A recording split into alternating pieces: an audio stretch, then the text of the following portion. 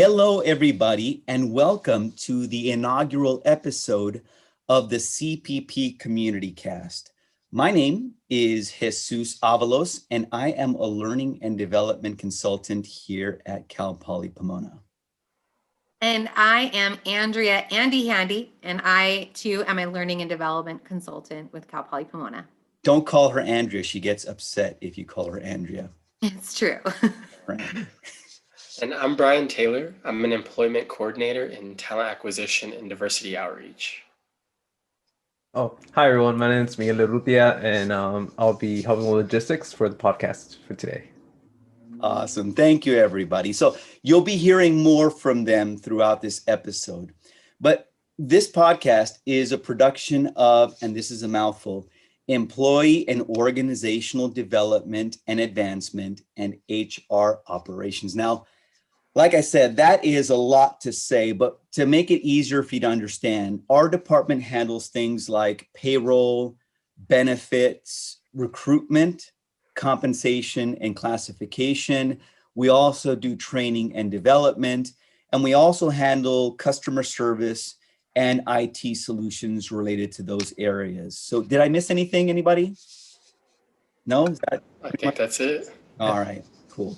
So that is what our department does, and we're putting together this podcast for you, and we're really excited to roll it out to you. So without any further ado, I want to hand it over to Andy, and she'll tell you a little bit more about the nature of this podcast. Andy?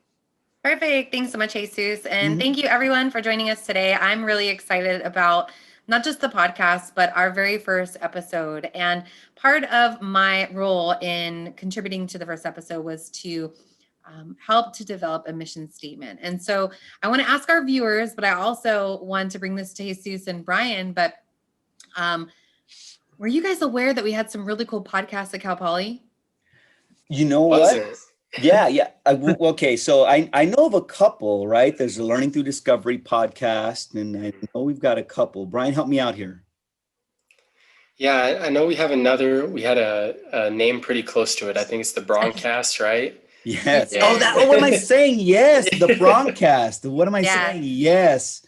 One of my favorite podcasts, period, the Broadcast. So yes. Yeah. I remember, Jesus, you actually showed me that podcast. And when we started to do our research, we found that we have some really amazing and talented staff and students here on campus that are bringing us some really great information to the staff and to the overall community. And so when we were developing what it is that we wanted to make sure that we can offer value to everyone, we took a look at how can we make this unique? What would make this different than any other podcasts that are available? And so and not just that, but be a resource to all of you as well, and making sure that we're bringing some really great content and having a good time as well. So the goal of the podcast and the value that it provides is really to entertain you, to have a good time, create some connections amongst each other, and by highlighting stories of our fellow Broncos, victories, challenges, insights, and wisdom. And so as you're listening to this podcast, of course, we hope that you have some great ideas that you can share with us. But to give you an overall mission statement, I really want to share our commitment to our listeners and to our viewers. And so our CPP Community Cast will inform and engage the Cal Poly Pomona community on crucial topics, events, and resources to inspire learning and growth of the mind and the heart. And so I hope that you can feel how genuine we are in sharing all of this with you. And I look forward to catching up with you again later on in the episode. So thanks, Jesus. I appreciate it. I really totally feel uplifted right now, Andy. I hope you feel inspired and engaged, Jesus. Inspired and engaged, totally. Perfect. So to Andy's point, right? So you might be asking, so who is this podcast series for? And really, this podcast series was created for anybody who cares about Cal Poly Pomona.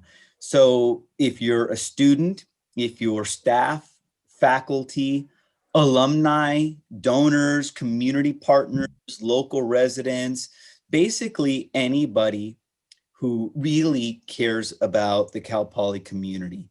So as Andy mentioned, our goal with this podcast series is to create connections across the campus and illustrating what makes maybe different members of the community special, while at the same time highlighting some commonalities that we might not have noticed before. Because we're all Broncos and each of us has a story to tell. And we have hard-earned wisdom and experience and a unique take on the impact that Cal Poly Pomona has on our lives. And we really want to dig into those narratives and tell some of those stories. But as Andy mentioned, have fun doing it. Our motto here is that we take the work that we do very seriously, but we don't take ourselves that seriously. So we want to have a good time. We want to make it organic and casual and fun for you, while at the same time digging into some good topics. So like Andy mentioned, if you're looking to be entertained, if you're looking to be enlightened, if you're looking to be inspired, yes, you've come to the right place. So continuing that thought, I want to hand it over to Brian and have him tell you a little bit more about what you can expect from the podcast. Brian? All right, well, thank you, Jesus. Like Andy touched on a little bit, the goal of our podcast is to keep the Bronco community informed. And so with each episode, we're going to be touching on a wide range of topics, providing tips and expertise that help you grow personally and professionally. And so we'll do that by collaborating with dynamic guests in the community to bring you the most accurate and up-to-date information.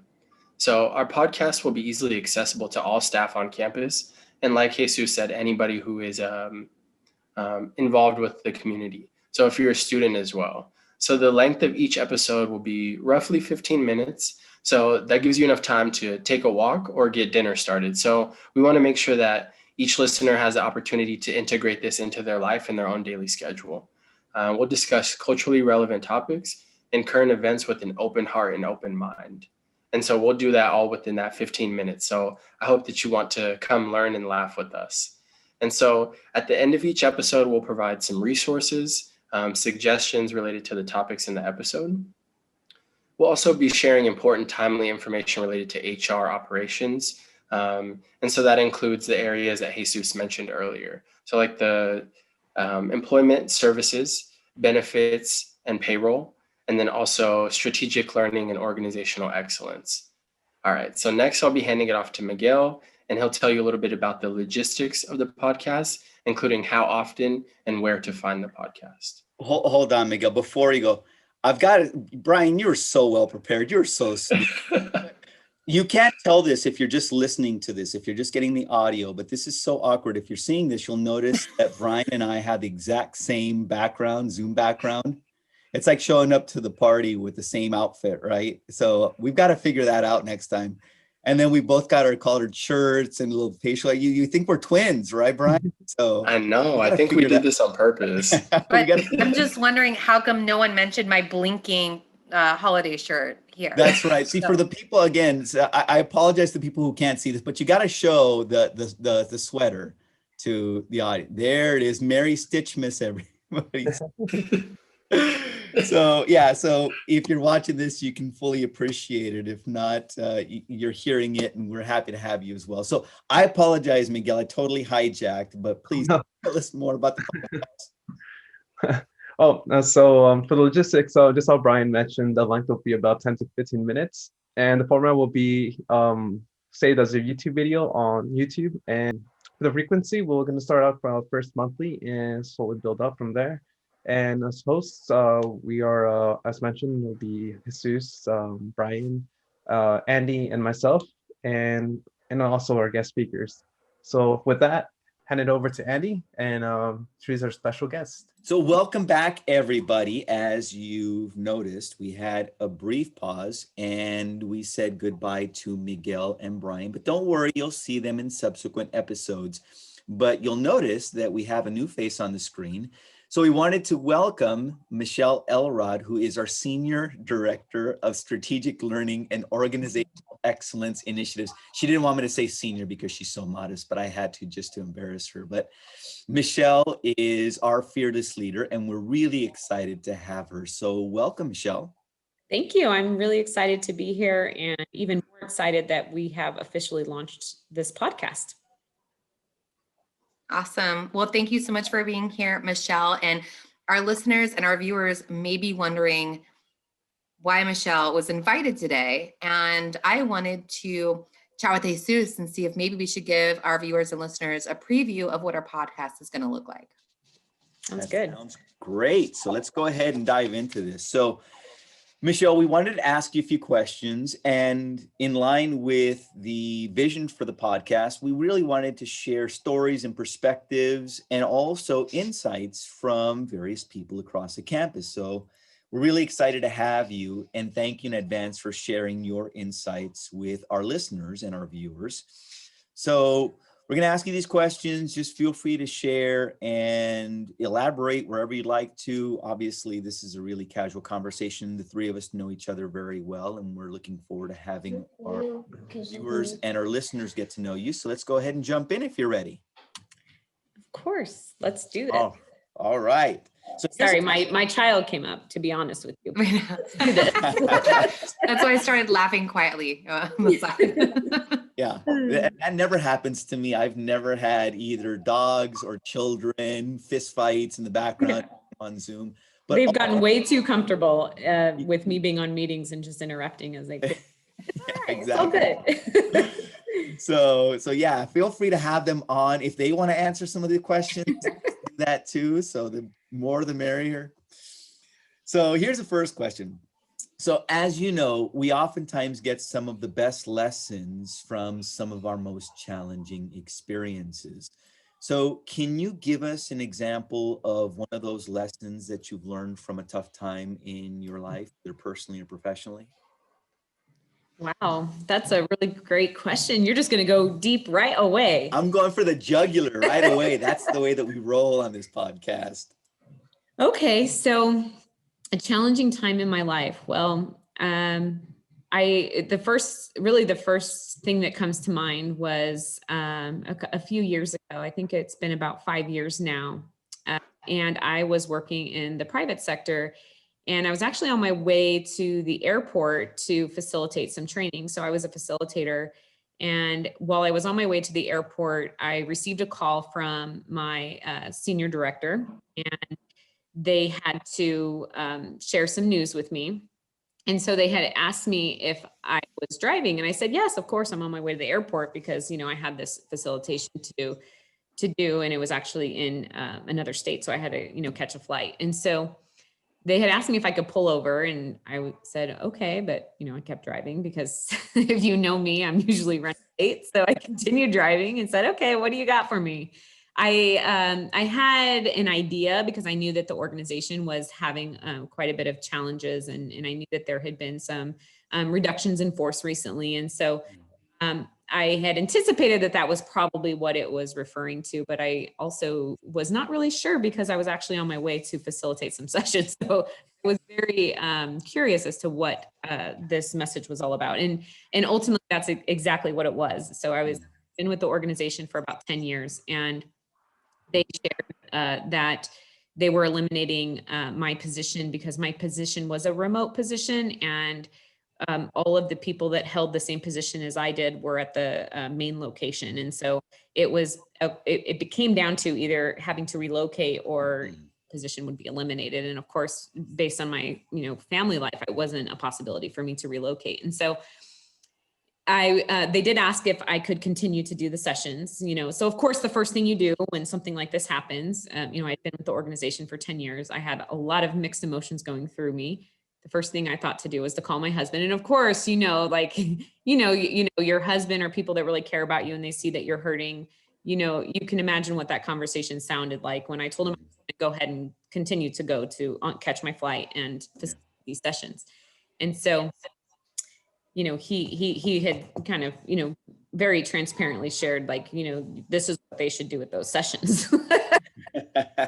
So, it was. They should have wonderful sessions. Yes, it didn't go the conversation did not sound like that. But I went ahead and I did the sessions because I said this isn't going to hurt me, and I enjoy facilitating. It's only going to help me if I have this opportunity to facilitate these final 2 sessions. And so I went and I did my first session, which the first session was in one state, and then I had to actually catch another session in another state. And I had to let the second session participants know that I was going to be losing access like at 6 o'clock that night. And so if they needed anything from me, I needed to know right away so I could make sure I sent them any follow-up materials.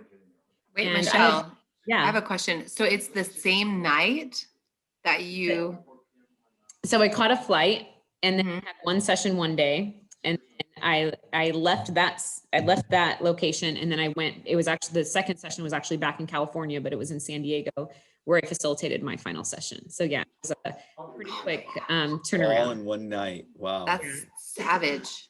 Okay, go It ahead. was a really fast life, but Wow. so I let this leader know, because I was facilitating a session for, it was the vice president for the Western division of the organization and her team. So all of her leaders. And so I felt a need to let her know that I was going to be losing access. And she was quite surprised that I, decided to facilitate the session, and said, "You don't have to do this." And I said, "Of course I do. I told you I would do it, so I'm going to do it."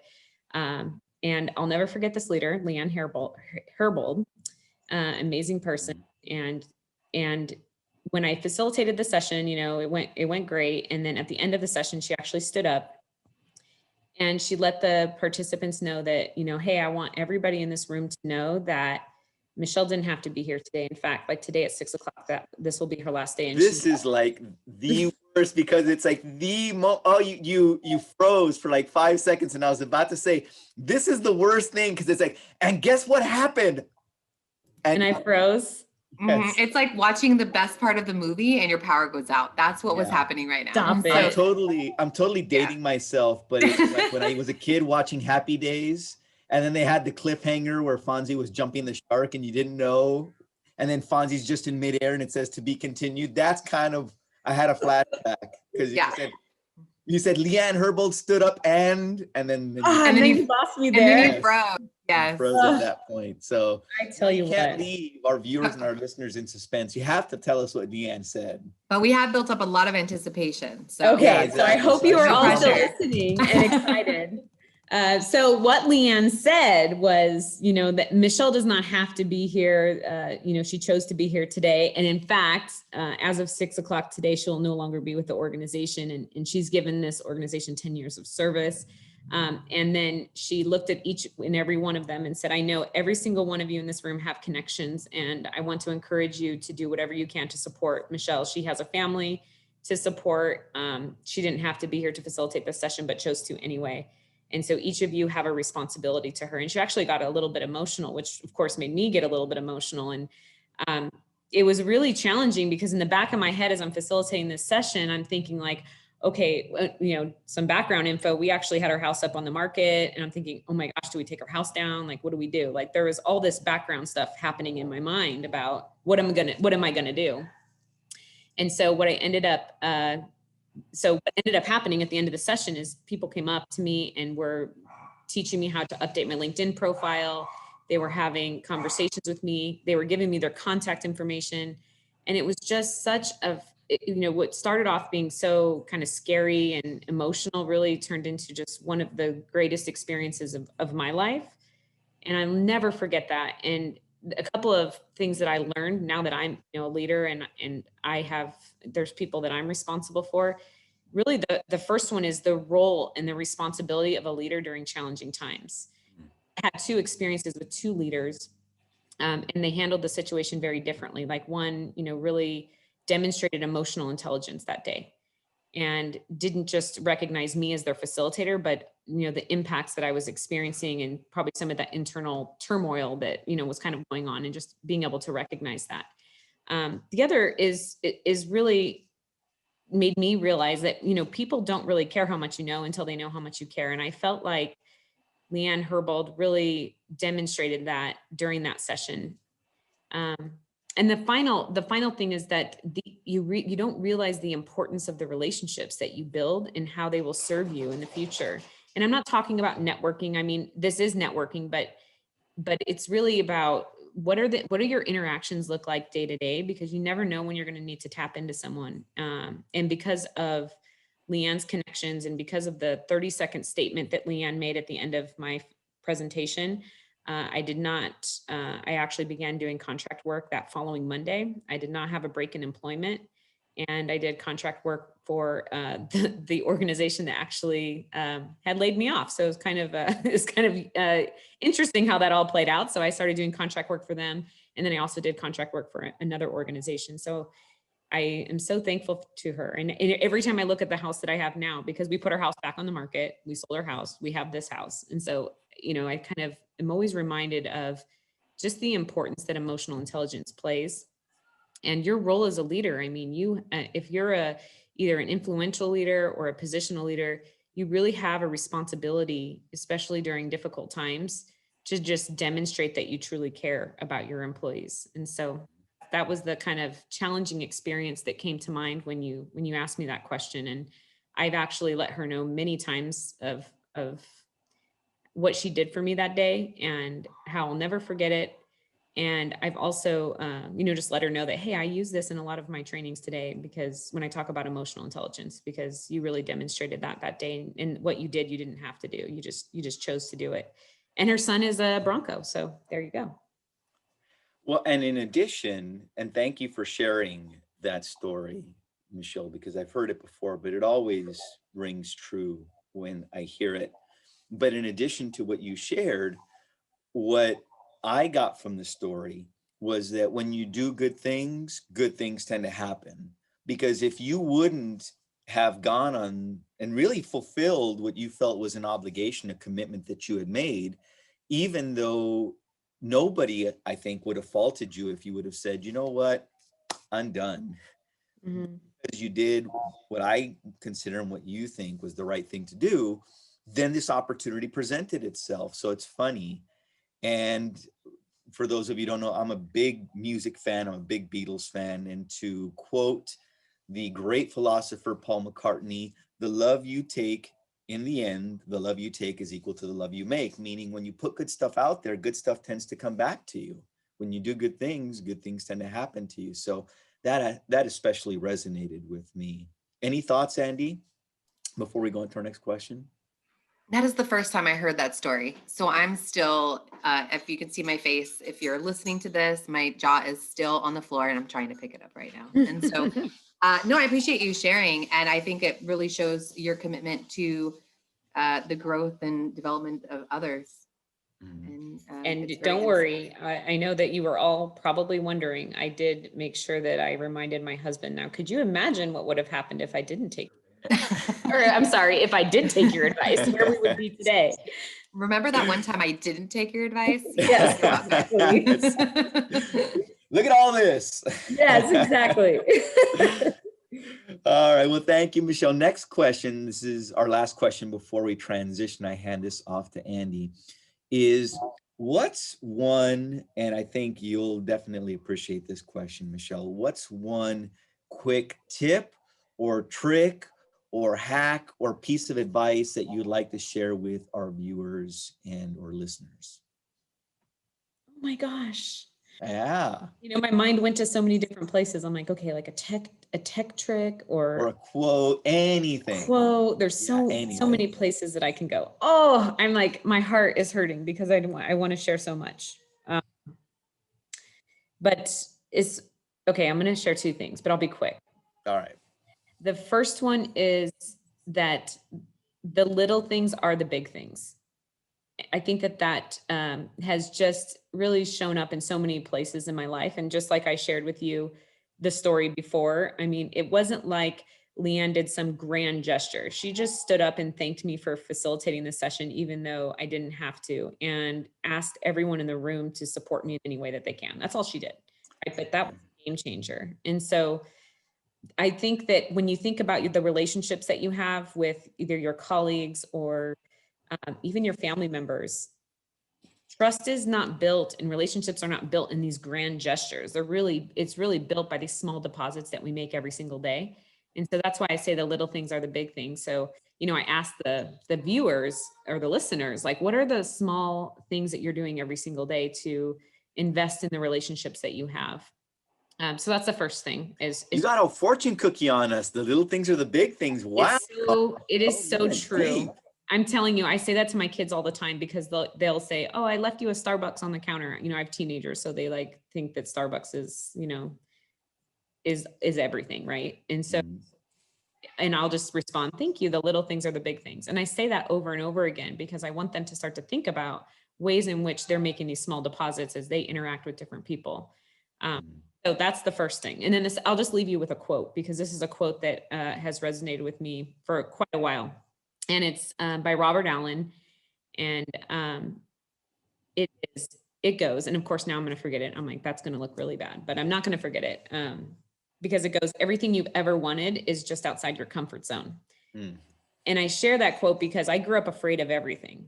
As a kid, I was that kid that would, bury their head into their parents', lap and grab onto their leg when they had to go to school. And, I didn't want to sleep in my own bed. I never spent the night at people's houses. And so, my mom is always really shocked that I facilitate in front of large groups of people and that I do what I do now. And I think that what happened for me is that I came to a place where I started to realize that I can't live my life afraid of everything. And I'm never going to grow and develop unless I just, get comfortable with the butterflies and get comfortable with being uncomfortable. Because every time you feel uncomfortable, it means that you're growing. And so I really started to change the narrative, and that changed everything for me. And so what I mean by that is, instead of saying, oh my gosh, I can't do this, I'm so nervous, I say, wow, I'm really excited, because it's this feeling you have inside when you're excited or when you're nervous. But when you change the narrative, you really change everything. So leaning into being uncomfortable because you're growing, rather than trying to run away from it, has really served me well in my career. It's so funny that you mentioned that, because I've just been reading a few books that speak to the point that you've been making, which is monitoring the thoughts that you're having and being aware of the conversation that you're having in your head, because you'll either talk yourself into things or you'll talk yourself out of things. And a lot of times those conversations are really quick conversations that you think, oh, it's not a big deal. But like you said, the little things are the big things. They end up adding up when you continually tell yourself you can't. Eventually you start believing it, and then the opposite's also true. So that absolutely resonates with me. Andy, did you want to share anything? Because I saw you nodding your head there. Yeah, just in agreement, because I think the first thing is recognizing the thoughts are even happening, because so many of us tell ourselves stories that aren't true for so long that we tend to believe them. And it's just recognize when that thought happens. And then when you can do that, I think that's when we can start changing the narrative and telling ourselves a new story that is in fact the true story. And so I just appreciate the sharing.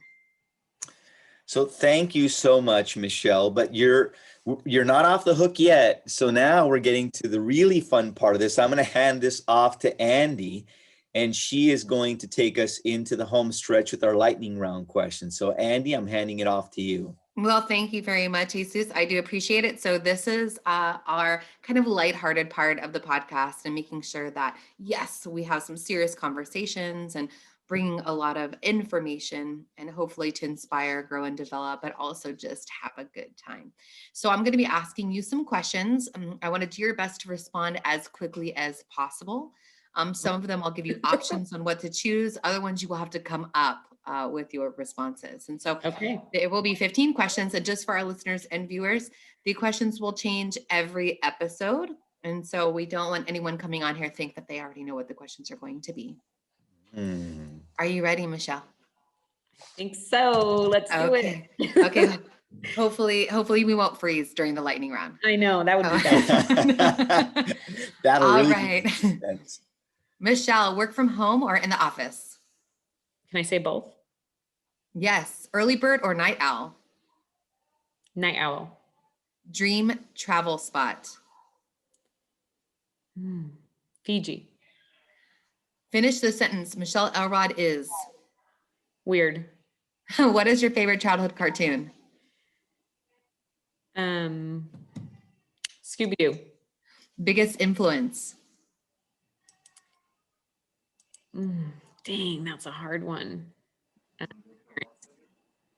Your parents? Mm-hmm. That's adorable. One book you've read that you will never forget? The 9 Lies About Work, Marcus Buckingham. Favorite carb? I'm sorry? Your favorite carbohydrate? Oh my gosh, mashed potatoes. Most thrilling experience? Swimming with sharks. Country or city? Country. Dark chocolate, milk chocolate, or white chocolate? Milk chocolate. What temperature do you like your thermostat set to? 70. Spend or save? Spend. Favorite holiday? Thanksgiving. Salty or sweet? Both together. Yeah. Oh. That's like having The popcorn with rogue Reese's on Pieces, us. right? All right, that's the 15. That was our lightning round. Thank you so much for sharing. And Jesus, I will pass it back over to you. Awesome.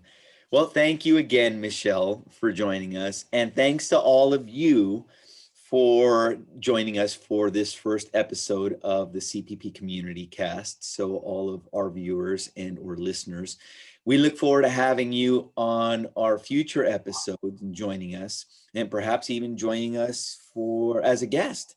So with all of that being said, on behalf of Andy, Michelle, and Miguel, and Brian, we'd like to thank you again for joining us. We look forward to seeing you again in the future. Until then, keep inspiring, keep learning, and keep growing. Take care, everybody. Hi, everyone.